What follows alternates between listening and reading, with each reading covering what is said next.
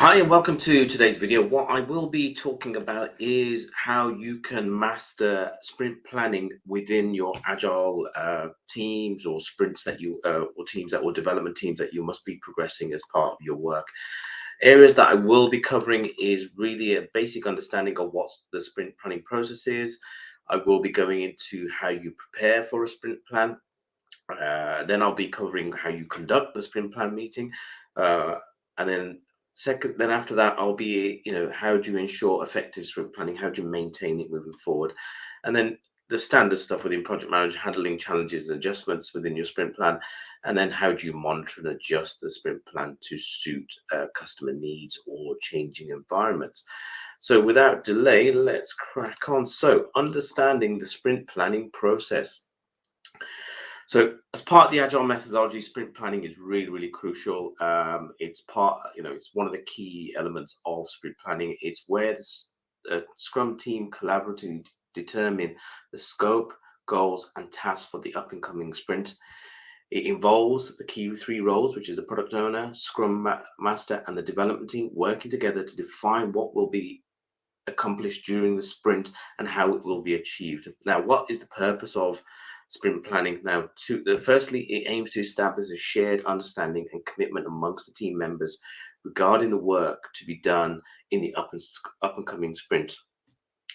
This ensures that everybody is aligned with the sprint goals and has a clear understanding of what the user stories or product backlog items are to be addressed. Secondly, sprint planning helps the team create a plan on for how they will achieve a sprint goal. It involves breaking down selected user stories into smaller, manageable tasks and determines task assignments based on the team's capability and expertise. This, is basically a collaborative approach that promotes transparency, accountability, and a sense of ownership among the team members. And it's really, really key that this part is really done, and we have the involvement of the product owner, scrum master, and development team. We cannot do this without all three people there. Next is, how do you prepare for the sprint planning? Now, this is really good. You need to do a little bit of preparation before you do your sprint planning with the team. So one of the things you need to make sure is that you've had a well-prepared backlog of activities or prioritized user stories that can be addressed as part of your sprint, which is either, could be 3 days, 10 days, 1 day, 5 days, whatever it may be that you decide. Then again, this is where you have your product owner is helping to refine user stories, ensuring that their readiness for sprint planning. You need the product owner to help you do that initially, as they have a good alignment with the customer needs and make sure actually we need this to develop because the customer needs this to develop, etc., etc. So your product owner with your scrum master will be able to determine what you need as part of the planning, and that needs to be some degree of preparation. You can't just wing it, unfortunately. So how do you conduct a sprint meeting? Now, basically, firstly, you review the product backlog and select user stories from the sprint. So that's the first thing. Then you break down selected user stories into smaller, manageable tasks. And then thirdly, estimate the effort required for each task using techniques like story points or planning poker, which I've never used, but story points I've used a lot. And then collaborative discuss and negotiate task assignments based on the team's capacity and their expertise. If you don't have the skill set, how are you going to do it? How do you find that? So that's the other thing. And then you define the sprint goal, and then you create the sprint backlog, which everybody commits to the tasks. Then next, moving on, is how do you ensure effective sprint planning? You've got to make, how as part of the sprint planning meeting, you've got to make sure you are focused and being time bound meeting to avoid unnecessary discussions. Again, just like your sprint plan, scrums in the morning, you need to make sure that they're very focused and to the point and you're not waffling too often.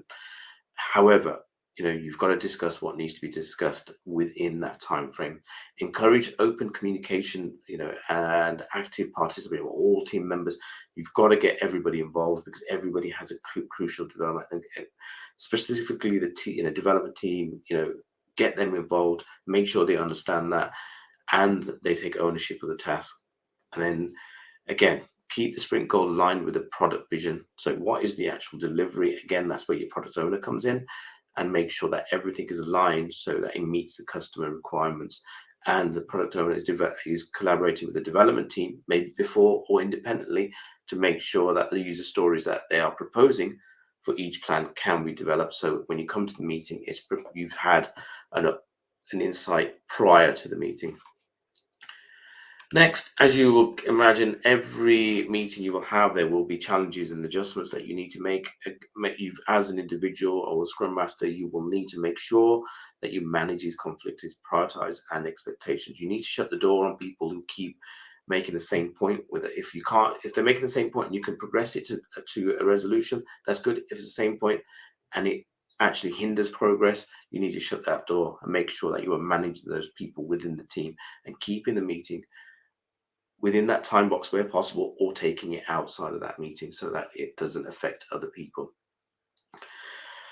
Again, you've got to deal with uncertainties or incomplete information. If you don't have everything, you need to go back and find out what you're doing, or get the information so that you can make a quantifiable and a good decision to support the team.